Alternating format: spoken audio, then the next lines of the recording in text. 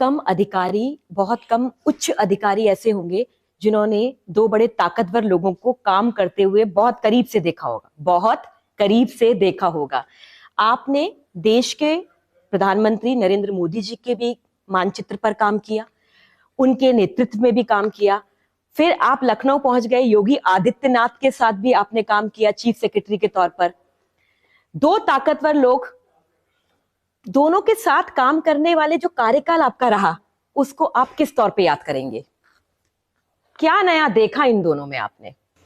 देखिए, हर आदमी की अपनी खूबी होती है। हाँ, मुझे दोनों की एक एक खूबी बताइए, बुराई बता सके तो नहीं, लेकिन खूबियां बताइए। लेकिन मैं देखिए, प्रधानमंत्री जी की जो व्यक्तित्व है, मैं समझता हूँ कि हमारे देश के लोग हजारों साल तक उन्हें याद रखेंगे कि ऐसा, शायद ये भगवान का बड़ा आशीर्वाद है कि ऐसा व्यक्तित्व हमारे देश को मिला, जिसने देश की जिस हालत से निकाल करके आज वो विकसित भारत के रास्ते पर ले जा रहा। मुझे पूरा कमिटमेंट है, पूरा विश्वास है, मुझे 100%, कोई डाउट कहीं से नहीं नजर आता कि देश विकसित बनेगा, क्योंकि उनके साथ जो मैंने काम करके देखा है, जो देखो, अर्बन में मैं एक साथ 6 मिशन चलाता था। अच्छा। चाहे स्वच्छ भारत मिशन हो, लोग कहते थे इम्पॉसिबल है, आज देखिए स्वच्छ भारत मिशन लोग पॉसिबिलिटी के तौर पे देखते हैं। आपका जो स्मार्ट सिटी मिशन था, बिल्कुल कुछ नहीं था, जीरो था, वहां से हमने उसको बढ़ाया। प्रधानमंत्री अधिकारियों के साथ कैसे काम करते? प्रधानमंत्री आवास योजना थी, 1 करोड़ से ज्यादा मकान बनाए, कोई सोच भी नहीं सकता था, दुनिया में कहीं भी आज तक हुआ नहीं काम। 1 करोड़ मकान बन गए।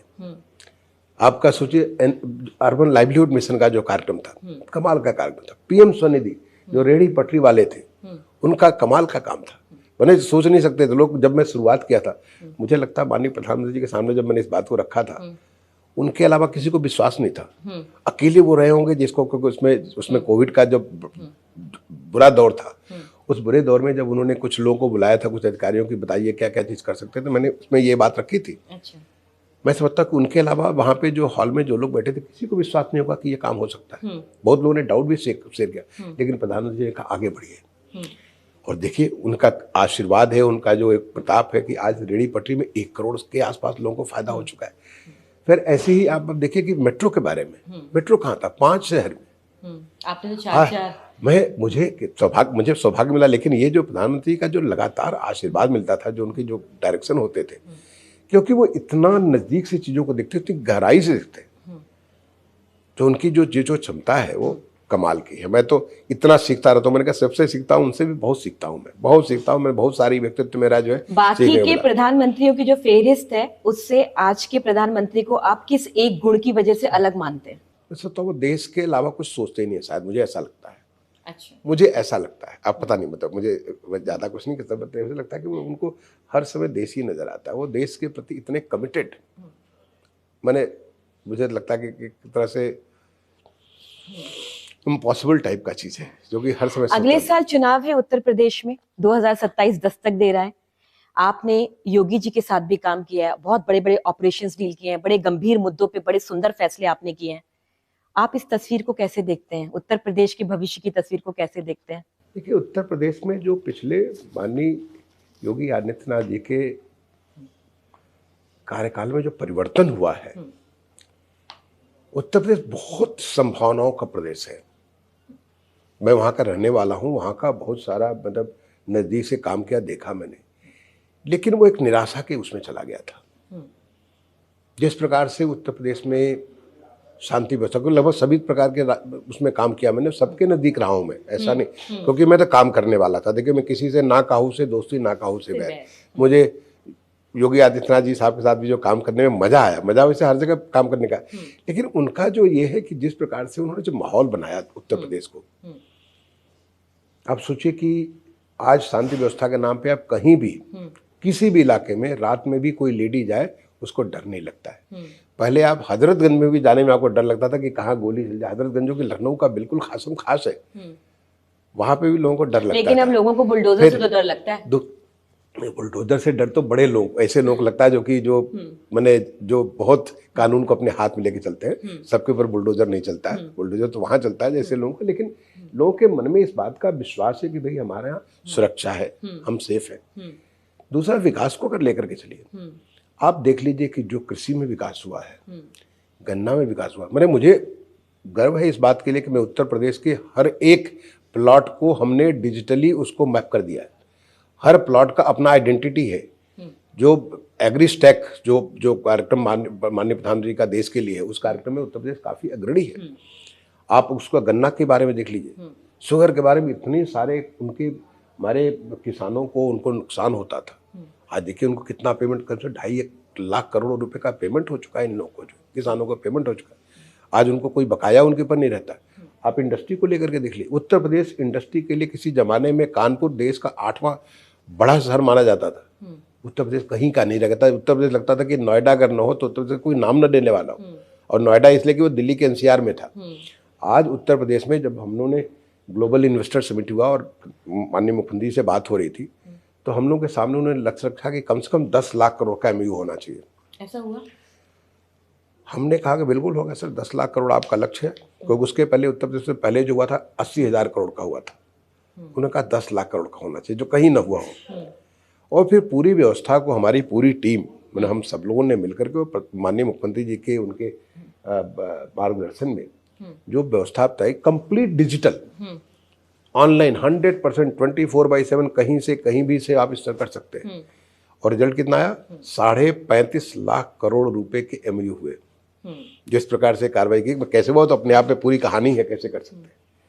लोग कहना चालू कि ये सब फर्जी है, ये तो सब सारा लोगों ने ऐसे कागज पे साइन कर दिया कुछ। उसके पहले कोई हिसाब किताब नहीं होता था। जैसे मैं ही पूछता था लोगों से भी कि कितना हुआ, लाओ हिसाब लाओ, तो हिसाब नहीं लाते थे, दिखाते नहीं थे। मैंने कहा ऐसे तो काम नहीं चलेगा, सब कुछ डिजिटल होगा जिसमें कहीं कुछ गड़बड़ नहीं कर सकते हो।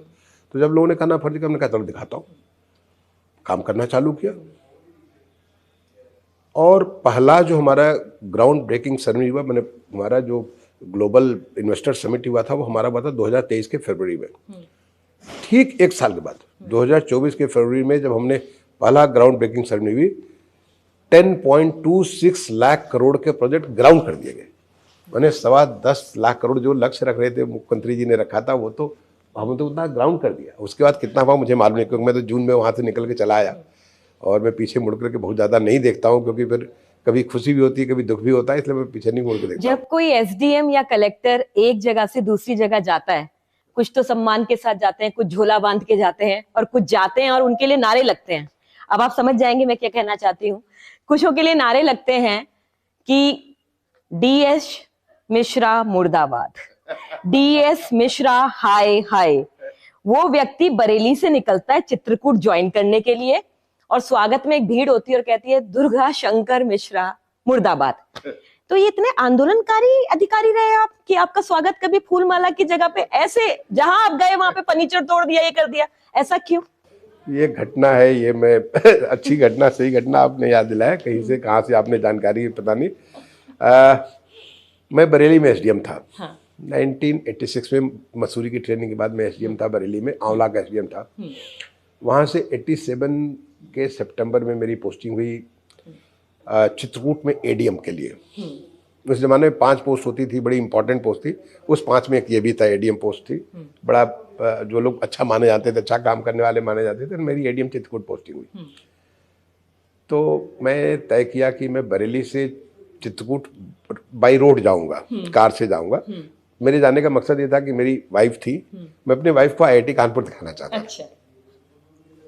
वो उनको अपना हॉस्टल, लाइब्रेरी, जब हम लोग जहाँ कभी खाने जाते थे, वो सब चीज़ दिखाना चाहता। तो मैंने कहा चलो तो हम लोग चलते हैं साथ में, आईआईटी कानपुर देखेंगे, वहाँ लंच करेंगे, उसके बाद फिर चित्रकूट। अच्छा दिखाना चाहते हैं, दिखा कुछ और दिया। तो वहाँ से चित्रकूट पहुँचेंगे। तो हम लोग नहीं, मैं गया आईआईटी कानपुर गया। आईआईटी कानपुर जाके मैंने हॉस्टल को दिखाया, अपना क्लासरूम दिखाया, सब कुछ दिखाया, सारी चीज़ दिखाया। वाइफ को मैंने अच्छे से उनको दिखाया, उनको अच्छा लगा। उसके बाद हम लोग चित्रकूट पहुँचे। मैं रात में करीब 10 बजे के आसपास चित्रकूट पहुँचा हूँगा। एडीएम का बंगला, पुराना ब्रिटिश रेजिडेंट का बंगला, बहुत बड़ा बंगला है। और इनफैक्ट गेट से घुसने के बाद करीब 100-150 मीटर के बाद तब जाके मेन पड़ता। तो मैं जब गेट से घुसा हूँ, मेरी गाड़ी घुसी और नारे चालू हुए, डीएस मिश्रा मुर्दाबाद, डीएस मिश्रा हाय हाय, एडीएम साहब मुर्दाबाद। मैं सोचा कि भाई, मैं तो जब मेरी पोस्टिंग हुई थी, जब मेरा ऑर्डर आया था चित्रकूट धाम करवी का एसडीएम, तो मैं तो जानता भी नहीं था कहाँ है, मैं कभी कभी वहाँ गया भी नहीं था। तो मेरी क्या दुश्मनी किसी से होगी? और मैं आज पहले दिन आ रहा हूँ, किसी का कोई नुकसान नहीं, अगर कोई बरेली में मेरी हाय करे तो बात भी समझ में आएगी। मैं वहाँ पे तो हूँ, बहुत सारे गलत लोगों को मैंने उनके खिलाफ कार्रवाई की, यहाँ मैं घुसते ही मेरी स्वागत हो रहा है हाय हाय और मुर्दाबाद और ये सब से हो रहा है। मुझे बड़ा आश्चर्य हुआ।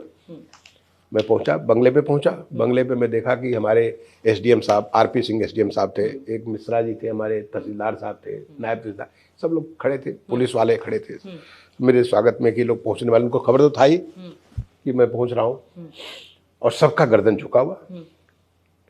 तो हमने कहा भाई उतरा, हम और हमारी वाइफ उतरे। मैं कहा भाई क्या बात है, लोग नमस्ते कर रहे हैं, सब लोग सर झुका करके। हमने कहा कोई कुछ प्रॉब्लम है? तो कहते हैं सर एक बड़ा दुखद समाचार है। तो मुझे बड़ा धक्का लगा। मुझे मेरे माता बाबूजी जो है मेरे साथ ही रहते थे बरेली में, तो वो लोग गांव चले गए थे। मैंने उनको गांव भिजवा दिया था कि काम नई जगह जा रहे हैं, बाद में बुलाएंगे। तो मैंने कहा कोई हमारे गांव से खबर है? बोले नहीं सर आपका बड़ा नुकसान हो गया। हमने कहा क्यों? तो सर ये आंदोलनकारी हैं, वो आपके ट्रक पे चढ़ करके उन्होंने खूब तोड़फोड़ की है। तो मुझे लगा कि यार ये क्या तमाशा है, स्वागत कर रहे हैं हाय हाय करके, मुर्दाबाद करके, ऊपर से फिर हमारा सामान तोड़ दिया। तो मैंने कहा देखो भाई पैसा तुमको बहुत कुछ माने, हम लोग को सैलरी बहुत थोड़ी मिलती थी। हमने कहा बेटा भाई हमारे पास पैसा वैसा तो है नहीं, अगर कुछ हमारे मेज कुर्सी सामान भी मेरे पास बहुत नहीं है, अगर मेज कुर्सी कुछ टूट गया होगा तो तुम लोग ठीक करा देना, कोई बात नहीं, बट इन लोगों से हमारी क्या दुश्मनी है, ये क्यों हमारा सामान तोड़े? बोले साहब लोग आंदोलन चल रहा, महीने भर से आंदोलन चल रहा है। तो मुझे पता नहीं, कुछ ऐसे ही कुछ अगेन भगवान की प्रेरणा है। मैंने कहा कि ऐसा करो 5 आंदोलनकारियों को बुलाओ, तुरंत आए, मैं उनसे बात करूंगा, लेकिन छठा होगा तो फिर मैं उसको टांग दूंगा। मैं उससे पूरी सख्त आवाज है, उससे मैं बड़ा दुबला पतला लंबा सा होता था, तो मेरी थोड़ी पर्सनैलिटी भी अलग थी। मैंने कहा तो उन लोग भी घबराए कि कैसा आदमी आ गया, आते ही इस तरह से कह रहा है कि 5 को बुला, छठा बुलाओगे तो टांग दूंगा। तो 5 आदमी, उन लोग जाके जो भी कहा होगा, 5 आदमी तुरंत आए। वो 5वां आदमी सबका गर्दन झुका हुआ, तो वो तो गलती तो किया ही था उन्होंने। तो जब आदमी गलत करता है तो उसको तो मन में ग्लानि तो होती है, चाहे जैसा भी। मैं वहाँ ऊपर से थोड़ा ऊपर उसका उठा हुआ, अपने बिल्डिंग का बड़ा पुराना बंगला है, अंग्रेजों का बनाया बंगला है। तो मैंने वहाँ से उनको कहा कि भाई देखो मैंने आप लोगों को बुलाया है बातचीत करने के लिए नहीं, आदेश देने के लिए बुलाया है। अभी तुरंत सारा बोरिया बिस्तर बंद करो और इस कैंपस से भाग जाओ। अगर भाग जाओगे तो 1 हफ्ते के बाद मैं तुम्हें बुलाऊंगा, जब मैं अपने जगह को समझ जाऊंगा कि इस जगह में क्या है, मेरी क्या जिम्मेदारी है, तो मैं समझ जाऊंगा, फिर तुमको बुलाऊंगा। और तुम्हारी जो भी समस्या होगी, मैं नहीं जानता तुम्हारी क्या समस्या है, इन्होंने पूछा भी नहीं मैंने, तुम्हारी समस्या जिंदगी में कभी समस्या रह नहीं जाएगी। लेकिन अगर नहीं भागे तो कल सुबह उठ करके मेरा एज एडीएम पहला ऑपरेशन होगा, तुम सबकी इतनी पिटाई कराऊंगा, पिटाई करके सबको अस्पताल में भर्ती करा दूंगा। मेरा क्या बिगाड़ लोगे? अधिक से अधिक मेरा ट्रांसफर करा दोगे, तो मेरा तो ट्रक में सामान रखा हुआ है, मैं लेकर दूसरी जगह चला जाऊंगा, मेरा कुछ नहीं बिगड़ेगा। मैं एक जगह चल चुका, दूसरी जगह चला जाऊंगा। लेकिन तुमको बेटा जिंदगी भर याद रखेगा कि किसी एडीएम से तुम्हारा पाला पड़ा है, मैं तुम्हें नहीं छोड़ूंगा।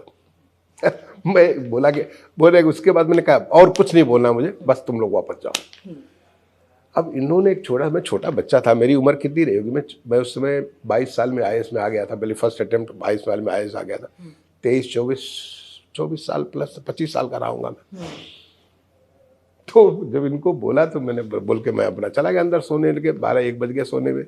सवेरे में उठा 8 बजे के आसपास उठ करके नहा धोते। मैंने कहा कि अपने से भाई क्या हुआ, आंदोलनकाली लोग हैं सर? वो रात में सब भाग गए और रात में ही भाग गए। तो मुझे लगा कि थोड़ा बड़ा आश्चर्य हुआ। लेकिन देखिए इसका एक सुखद अंत भी बताता हूँ। मैंने ये तो वो बात हुई, मैंने 1 हफ्ते के बाद बुलवाया उन लोग कि मैं अपने वर्ड्स, देखो अपने वर्ड्स मैं किसी को देता हूँ तो वर्ड्स में पूरा पालन करता हूँ। आज तक कभी ऐसा हुआ नहीं, कोशिश करता हूँ कि मेरी इंटीग्रिटी 100% हो। मैंने 1 हफ्ते के बाद उनको अपने दफ्तर बुलाया। उनमें से एक बाद में कैबिनेट मिनिस्टर भी बना। जो लोग आए थे मैं ये सवाल आपसे पूछूंगी नहीं, क्योंकि जिससे आपने डंडे बरसाए वहाँ सारे कैबिनेट मिनिस्टर हैं, मैं नाम नहीं लूंगी। तो मैं बताता हूँ। फिर उसके बाद उनको जो है मैंने बुला के पूछा बताइए अब आप लोगों को क्या तकलीफ है? तो उन्होंने कहा सर हम लोग इतने सालों से आंदोलन कर रहे हैं, अब देखिए इतना बड़ा ये जगह है, यहाँ पे कोई डिग्री कॉलेज नहीं, हमारी लड़कियों को पढ़ने के लिए जाना पड़ता है, इलाहाबाद जाना पड़ता है, बांदा जाना पड़ता है, यहाँ से बांदा पड़ता है करीब 70-80 किलोमीटर, इलाहाबाद पड़ता है 100 किलोमीटर। तो बच्चियों को पढ़ने के लिए कॉलेज तो होना चाहिए ना। हमने कहा बिल्कुल सही करे, बनेगा। अब आपने हमको बता दिया बन जाएगा। एंड मैं उसके बाद पहले तो उनके लिए जमीन देखा, फिर स्टेट गवर्नमेंट को लिखा कि जमीन होगी, कि जमीन ही वैसे नहीं हो रहा था।